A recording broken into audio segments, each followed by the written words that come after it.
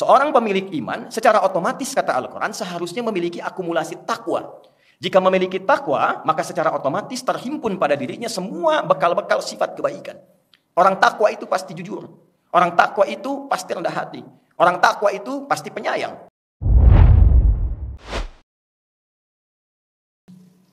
Terdapat satu hadis yang didokumentasikan oleh Imam Muslim bin Hajjaj dalam kitabnya Sahih Muslim, nomor hadis 2664,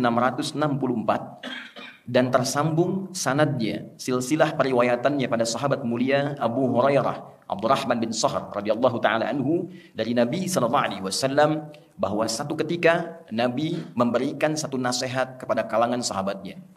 Di antara kita seringkali ingin minta nasihat kepada ulama, minta nasihat kepada tokoh. Hadis ini memberikan kesempatan kepada kita untuk mendengar langsung nasihat dari Nabi Agung Muhammad sallallahu alaihi wasallam. Di antara sekian nasihat beliau sampaikan, qala Rasulullah sallallahu alaihi wasallam, al-mu'minul qawiyyu khairun wa ahabbu ila Allah minal mu'minid dha'ifi wa fi kulli khair.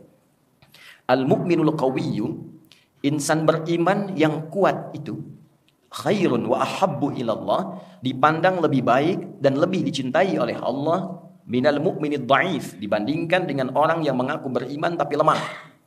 Wa fi kulli khair, dan kekuatannya ini digunakan pada beragam aspek kebaikan. Rawahu Muslim, hadis diriwayatkan oleh Imam Muslim. Hadirin, hadis ini menurut para ulama setidaknya memberikan kesan positif yang ditekankan pada 3 aspek. Kesan positif ini dikhususkan oleh Nabi SAW pada sifat orang beriman. Seakan ingin memberikan sebuah kesan bahwa jika ada orang mengaku beriman, maka ia tidak akan lepas dari sifat ini. Jika Anda datang ke Jumat ini dan mengatakan, saya termasuk yang beriman ya Rasulullah, maka buktikan keberimanan kita dengan setidaknya memenuhi sifat yang diterangkan oleh Nabi SAW dalam hadis berikut ini. Satu aspek pertama, disebutkan oleh para ulama yang dimaksud insan beriman yang kuat itu, yang paling pokok adalah kekuatan spiritualnya, kekuatan imannya. Kuat fisik, bagus. Kuat intelektual, bagus. Tapi dasar yang paling pokok adalah kekuatan spiritualnya, kekuatan imannya. Yang dengan iman itulah kemudian melahirkan satu buah yang disebut takwa, dan takwa itulah akumulasi semua sifat kebaikan yang melekat pada diri dan jiwa manusia. Jujur itu sifat, sabar sifat, rendah hati sifat, penyayang sifat. Akumulasi seluruh sifat itu dalam bahasa Al-Quran, bahkan di standar bahasa Arab sekarang disebut dengan takwa namanya.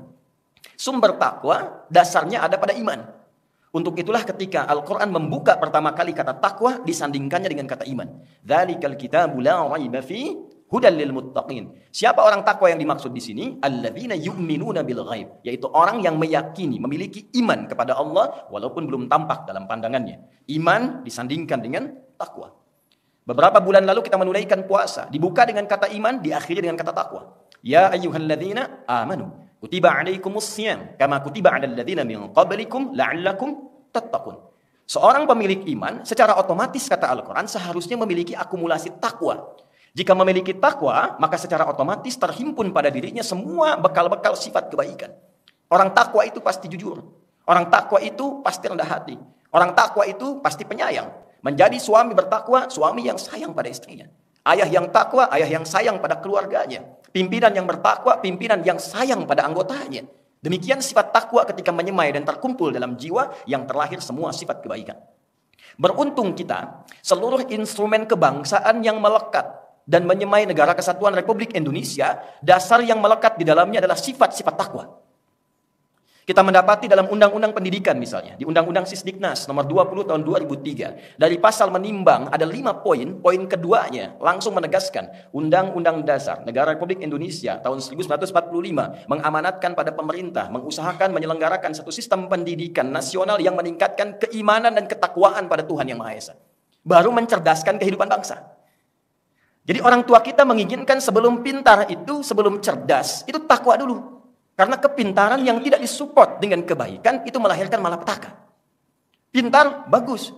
Tapi yang pintar tidak baik mencelakakan. Pintar dalam bidang hukum tapi tidak baik berpeluang memanipulasi hukum. Pintar di bidang ekonomi tapi tidak baik berpeluang pula menghadirkan tindakan-tindakan yang kontraproduktif. Maka undang-undang kita, dasar negara kita menyematkan takwa sebelum sifat intelektual, sifat spiritual sebelum intelektual. Kita bawa, kita tarik ke Sabta Marga TNI dari 7. Satu, kami warga negara Indonesia yang bersendikan Pancasila. Kedua, jadi patriot. Ketiga, kesatria. Kami kesatria Indonesia yang bertakwa pada Tuhan Yang Maha Esa, membela kebenaran, kejujuran, dan keadilan. Takwa hadir di dalamnya. Dibawa kemudian ke Polri. Dari Tribrata yang pertama, kami polisi Negara Kesatuan Republik Indonesia yang mengabdi pada nusa dan bangsa dengan meningkatkan ketakwaan pada Tuhan Yang Maha Esa. Takwa. Dibawa ke kehakiman, ada 5 dasar etik hakim disebut dengan Panca Dharma. Dari kesatria sampai dengan tirta. Yang pertamanya disebut satria, kami hakim Indonesia yang meningkatkan takwa kepada Tuhan Yang Maha Esa. Bersyukur kepada Allah karena di preambul Undang-Undang Dasar 1945 negara ini sudah ditegakkan dengan dasar atas berkat rahmat Allah yang Maha Kuasa dan ditanamkanlah sifat takwa di dalamnya. Jadi ketika Nabi mengatakan al-mu'minul qawiyyu, orang beriman yang kuat itu, sekarang Anda jadi apapun silahkan. Jadi pemimpin bagus, jadi birokrat bagus, jadi hartawan bagus, jadi insinyur istimewa. Bangun bangsa ini dengan semua yang bisa kita dedikasikan. Tapi di saat yang sama, kita disebut hebat dan baik dalam pandangan Allah ketika semua kreasi kita itu didorong dengan sifat-sifat kemuliaan yang disebut dengan takwa. Itulah orang hebat yang sesungguhnya. Dasar yang kedua, tidak cukup dengan soleh saja. Tidak cukup dengan baik saja. Maka ada yang kedua tafsir ulama, al-mu'minul qawiyyu, orang beriman yang kuat itu, tafsir yang kedua adalah kuat intelektual. Kuat pengetahuan. Soleh, bagus. Soleh tapi tak pintar, bermasalah. Soleh bagus, tapi tak menguasai ilmu, berfatwa, bisa salah. Yang benar jadi salah, yang salah kemungkinan benar. Itulah sebabnya Nabi pernah mengatakan, hadis riwayat Muslim, nomor hadis yang ke-11, jilid pertama dari 9 jilid di Sahih Muslim. Ketika Nabi mengatakan, sayati alaikum unasun au kama qala, akan tiba satu masa, segolongan manusia datang, yuhaddithunakum bima lam tasma'uhu wa la yasma'unahu aba'ukum. Datang orang-orang seperti kelihatan pintar, seperti kelihatan soleh. Tiba-tiba jadi ustadz, jadi kiai. Standarnya tidak ada. Memberikan fatwa.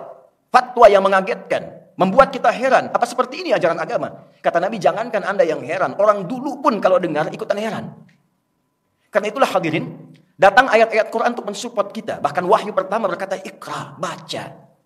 Afala yanzuruna ilal ibili kaifa khuliqat, riset. Bahkan di dunia hewan, riset. Baru bangun tidur, langsung Nabi menyampaikan dalam hadis riwayat Abu Daud. Nomor hadis 1367. Bangun dari tidur, kita sudah diminta berpikir. Meningkatkan sifat intelektualitas kita, meriset semua kemungkinan di langit dan di bumi serta semesta. Inna fi khalqis samawati wal ardi wa ikhtilafil laili wan nahari la ayatin li ulil albab. Alladzina yadhkuruna Allaha qiyaman wa qu'udan wa 'ala junubihim. وَيَتَفَكَّرُونَ فِي خَلْقِ السَّمَاوَاتِ وَالْأَرْضِ يَتَفَكَّرُونَ فِي خَلْقِ السَّمَاوَاتِ وَالْأَرْضِ. Baru bangun tidur, kita diminta oleh Allah sudah pintar. Itulah salat pertama kita disebut dengan subuh. Dari kata asbah, artinya sesuatu yang terencana dengan baik, yang terukur, yang punya standar. Sebelum kita mengerjakan tugas, bangun, siapkan mau kerjakan apa hari ini, rencananya apa, planningnya apa. Jangan sampai ada orang beriman ditanya jam 7 di mana saya belum tahu. Jam 12 mengerjakan apa saya belum paham. Anda bangun dari tidur sudah punya rencana, datang kepada Allah lewat salat subuh, minta dimudahkan urusannya, dilancarkan pekerjaannya. Itulah kekuatan spiritual dan kekuatan intelektual. Anda soleh, bagus. Anda pintar, istimewa. Tapi fisiknya tidak kuat, tidak banyak yang bisa kita dedikasikan. Karena itu pada bagian yang ketiga adalah kekuatan jasmani. Kekuatan fisikal. Bagus dari dalam spiritual, bagus secara intelektual, dan kuat secara fisikal. Itulah sebabnya kita temukan kisah-kisah Nabi pun berolahraga. Nabi bahkan bergulat. Nabi kadang-kadang balap lari dengan istrinya. Jadi ketika dibentuk Kementerian Pemuda dan Olahraga, ada disporanya. Itu bukan sekedar bagaimana memfasilitasi anak bangsa jadi kuat. Kalau kita niatkan sebagai ibadah kepada Allah, itu bagian wujud keimanan kita kepada Allah Subhanahu wa Ta'ala. Maka niatkan bagaimana dengan kuatnya fisik kita bisa berbuat baik.